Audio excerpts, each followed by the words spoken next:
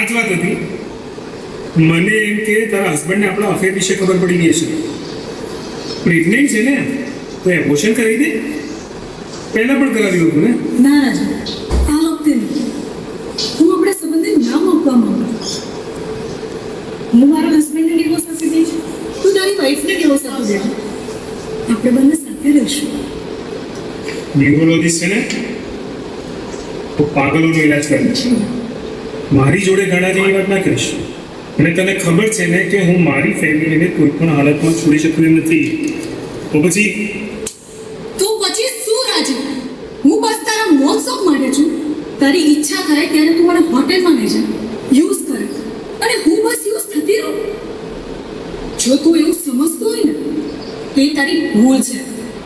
હું એબોર્શન નહીં કરાવું, પણ તારે મારી જોડે લગ્ન કરવા જ પડશે. અને જો તું આવું નહીં કરે તો પછી બીજા બી રસ્તા છે મારી જોડે તને બરબાદ કરવા. અરે ગાંડી, તારી જોડે મજાક કરતો હતો.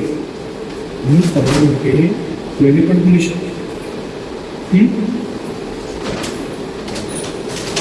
ત્યાં પડ્યા ધીમે રેક મોબાઈલ આપી ડાયલોગ ચાલુ થયો. મેં ત્યાં એ જ વિચારી લીધું કે વિધિનો ખેલ ખતમ કરવો પડશે, નહીં તો એ મને બરબાદ કરશે અને ખોટા કેસમાં ફસાઈ દેશે. મેં ત્યારે જ વિચારી લીધું હતું કે બીજીનો ખેલ હવે ખતમ કરવો જ પડશે. નહીંતર એ ખોટા કેસમાં ફસાઈને મારી જિંદગી બરબાદ કરી નાખશે. અને મારા નસીબ સારા હતા કે મારી કાર બગડી અને આ બંગલો લીધે. અને એ બંગલોમાં આ એકલી જ હતી.